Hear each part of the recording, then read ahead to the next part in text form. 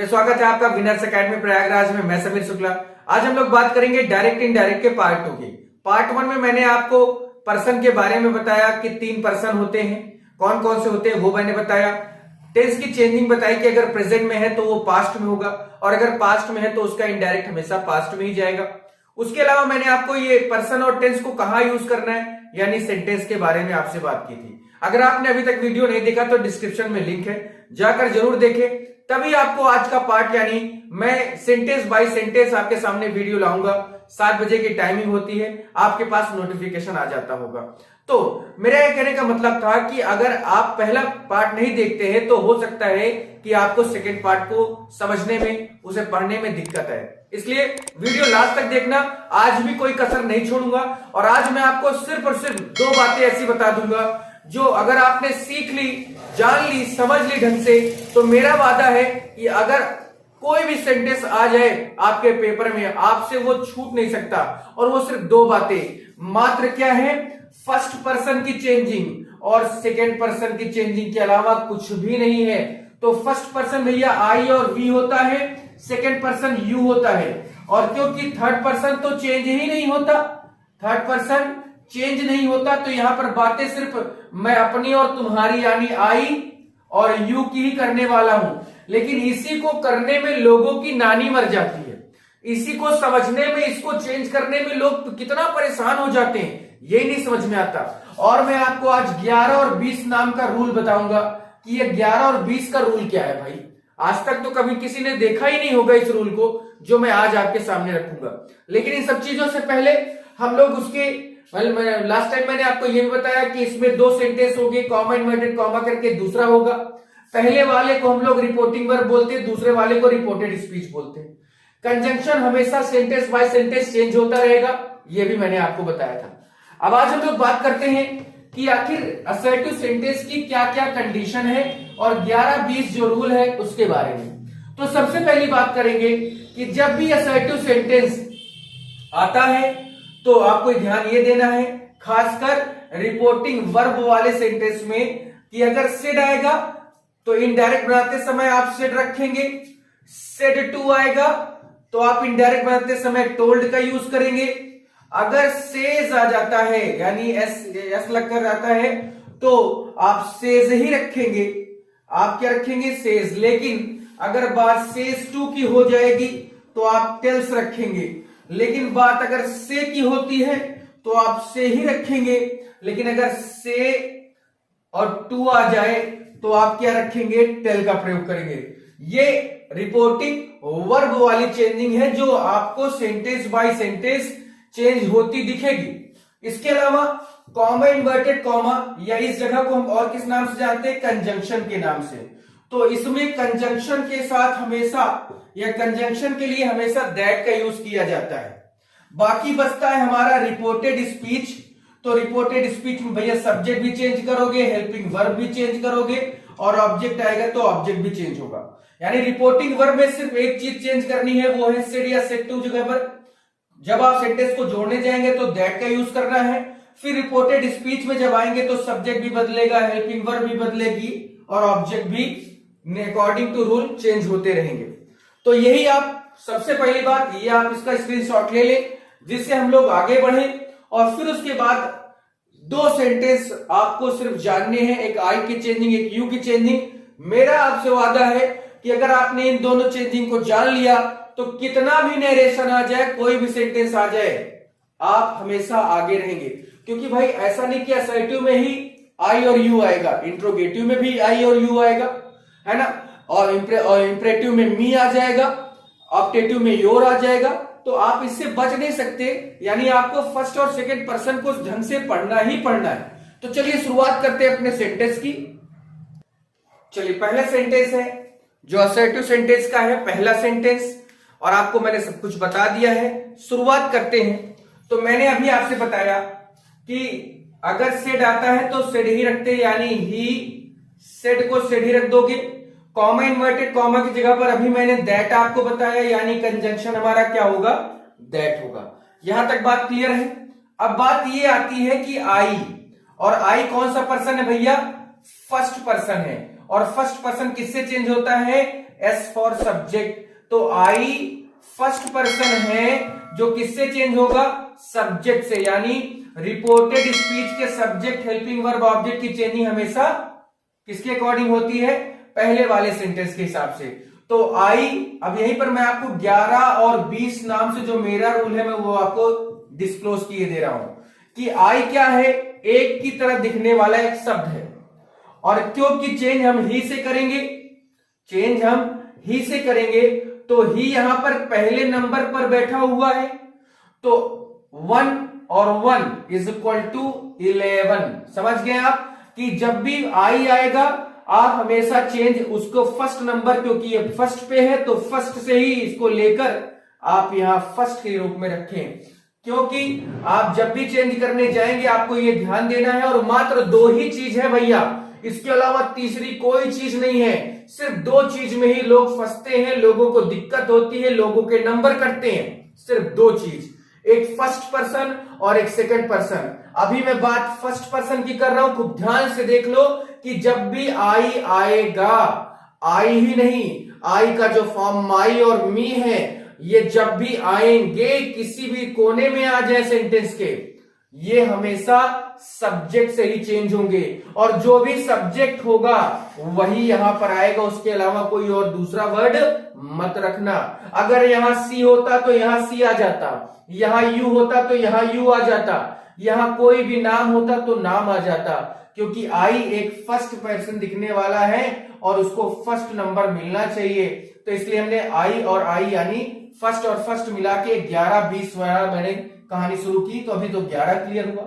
अब बात यहां पर यह है कि नीड है, नीड से कौन सा टेंस पता चलता है, प्रेजेंट इंडेफिनिट, और प्रेजेंट इंडेफिनिट की चेंजिंग किस में करते हैं, पास्ट इंडेफिनिट। तो मैंने आपको बताया था कि जब वर्ब आ जाए तो वर्ब की सेकेंड फॉर्म का प्रयोग इनडायरेक्ट में करेंगे, तो भैया नीड के लिए क्या करोगे, नीडेड कर दो, नीडेड कर दो।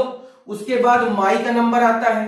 फिर बात आई कि अब माई को हम कहां से चेंज करें, तो भाई मैं आपको पूरी तरह से प्रूफ करके दिखा देता हूं कि माई किसका फॉर्म है, आई का, आई माई मी। तो अब हमें यह क्लियर हो गया कि माई आई का फॉर्म है, जो आई हमेशा सब्जेक्ट से चेंज होता है ही से, तो क्या माई कहीं और जाएगा, नहीं, क्योंकि आई का ही फॉर्म माई है। इस वजह से आई जब ही से चेंज हुआ तो माई भी ही से चेंज होना चाहिए। अब देखो जिन लोगों को आता है वो ऐसे करते हैं कि माई सेकंड है, यानी आई का सेकंड फॉर्म है, माई चेंज ही से करोगे तो ही का सेकंड है, हीज, यहां हीज लगना चाहिए। मैं आपको प्रूफ करके देता हूं। अब देखिए माई की तीनों फॉर्म लिखी, अब हमें ये क्लियर हो गया कि इन तीनों की चेंजिंग सब्जेक्ट से होगी, तो सब्जेक्ट हमारा ही, और ही की तीनों फॉर्म लिखो, ही, हिज और हिम। अब देखो माई के नीचे जो आया वही आपका वहां शब्द आएगा, देखो हिज लिखा है।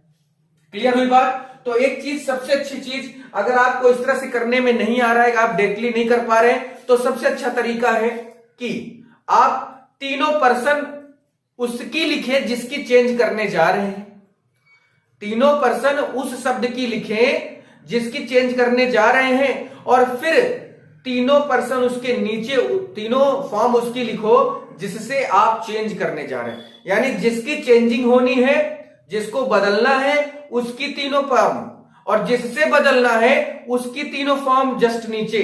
फिर जो चीज की डिमांड हो वही, जैसे माई की डिमांड थी हमने हिज लिख दिया, आई की डिमांड होती तो हिम लिख देते, और अगर मी होता यहां लास्ट में तो मी को भी आप अगर ही से चेंज करते तो यही हिम आता।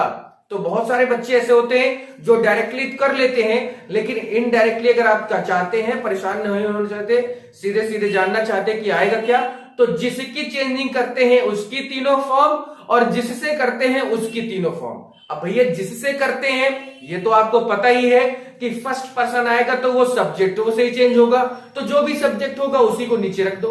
अभी एक दो और बता देता हूं मैं इसी तरह का। उसके बाद है माई शब्द हमने लिखा और ये क्लियर हो गया, ठीक है। एक नीचे सेंटेंस दिख रहा है कि यू सेड टू हर, तो भैया जब सेड आता है तो सेड रखते हैं, लेकिन जब सेड टू आता है तो टोल्ड रखते हैं। तो यू टोल्ड हर दैट कर दो, कॉमा इन्वर्टेड कॉमा जगह पर दैट लगाएंगे।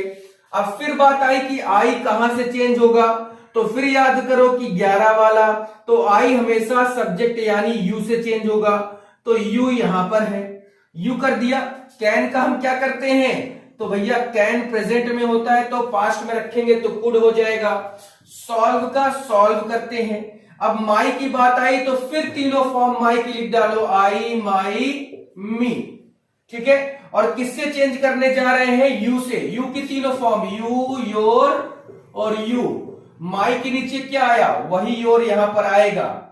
चाहे तो आप मुजबानी कर दें कि आई का सेकंड फॉर्म है माई, चेंज यू से करोगे तो यू का सेकंड क्या होगा, यानी जो कंडीशन इसकी इधर होगी ना, जिससे चेंज करने जाओगे उसी कंडीशन में उसको इधर में लेके आना है। माई था आई का सेकंड, यू से चेंज करोगे तो यू का सेकंड क्या होगा, योर होता है।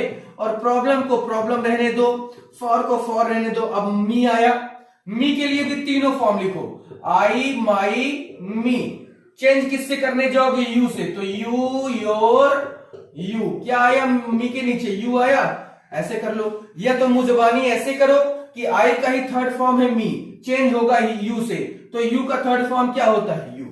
क्लियर हुई बात, ऐसे आपको करना है। और अगर आपने आई, माई, मी यानी फर्स्ट पर्सन को चेंज करना सीख लिया, 50% आपकी प्रॉब्लम दूर हो गई।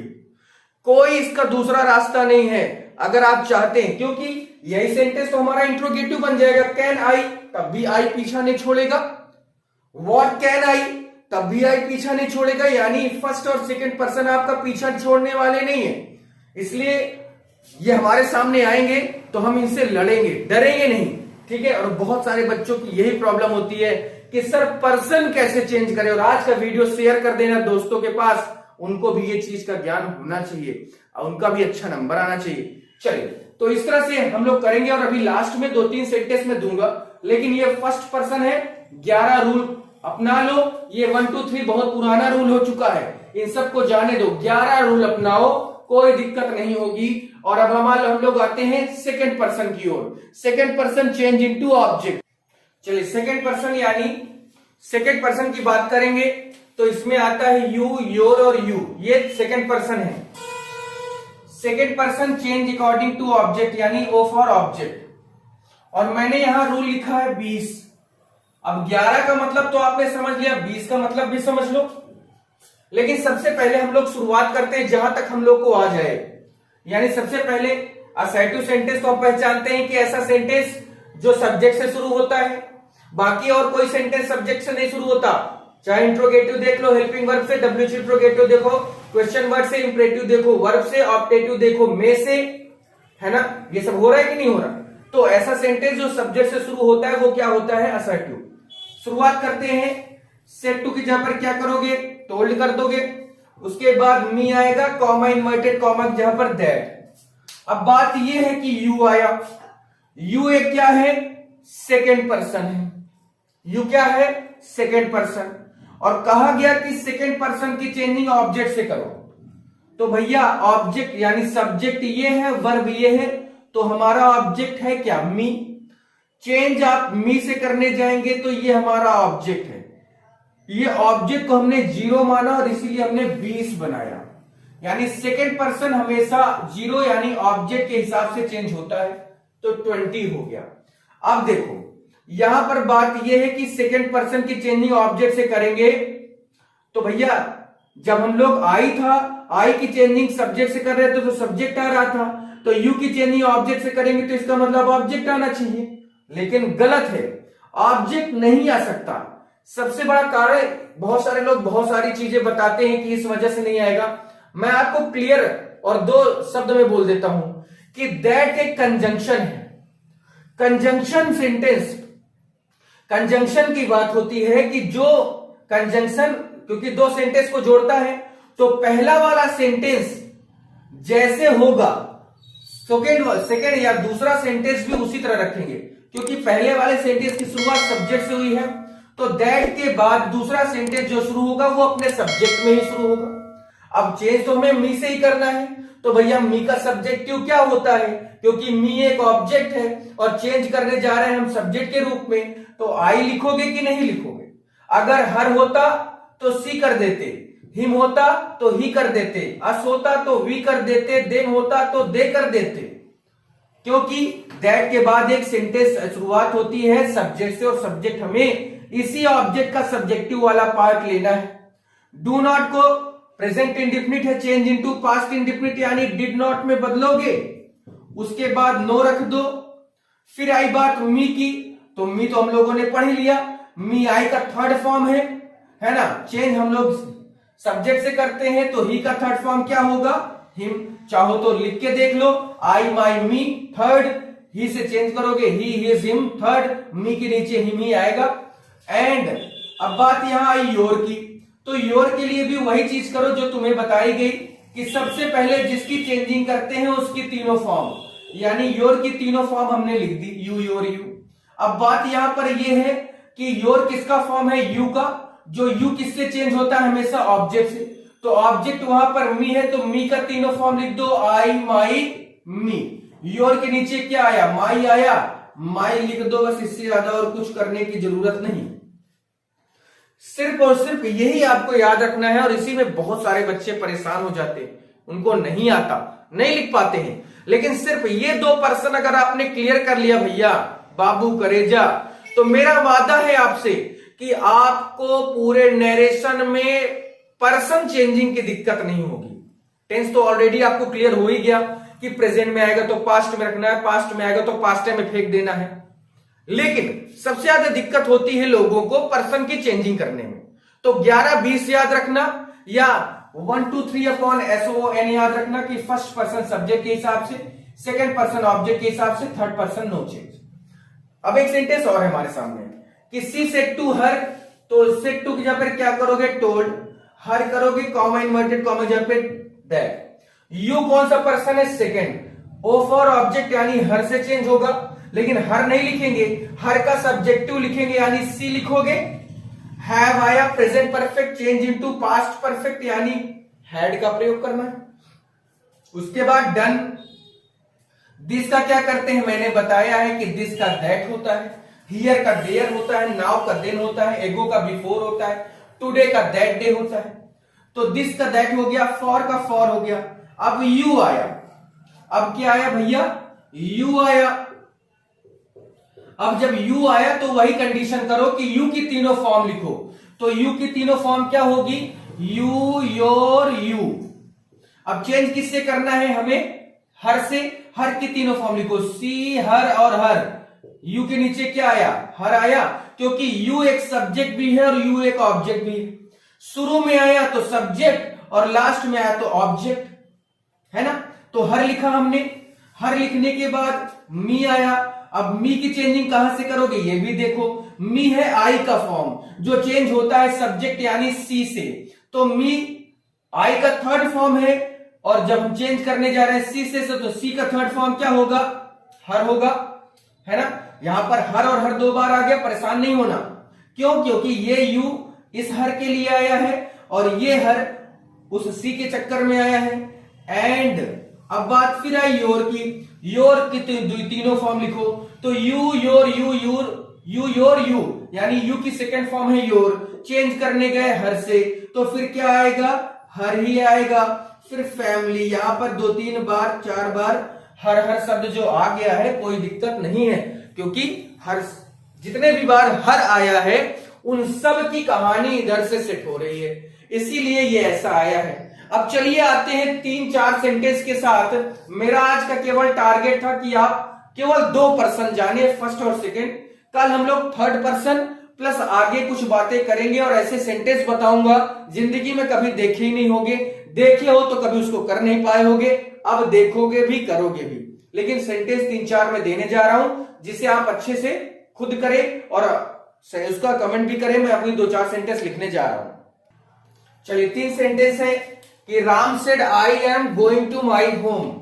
आपके सामने रूल में लिखे दे रहा हूं SON और 11-20, ठीक है, चाहे जो लगा लेना।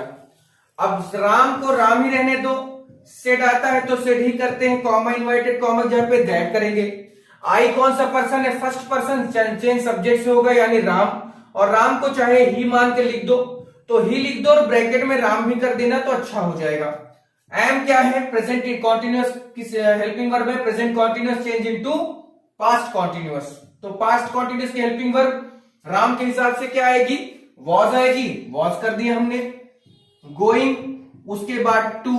अब फिर बात आई माई की, तो भैया जब आई को हमने ही यानी राम माना तो माई की चेंजिंग भी ही यानी राम से होगी। तो आई का सेकंड फॉर्म है माई, तो राम का सेकंड फॉर्म नहीं लेना, ही का सेकंड फॉर्म लेना है, तो हीज हो जाएगा और होम का होम हो जाएगा। उसके बाद नेक्स्ट है कि she said to her you did not tell me your name.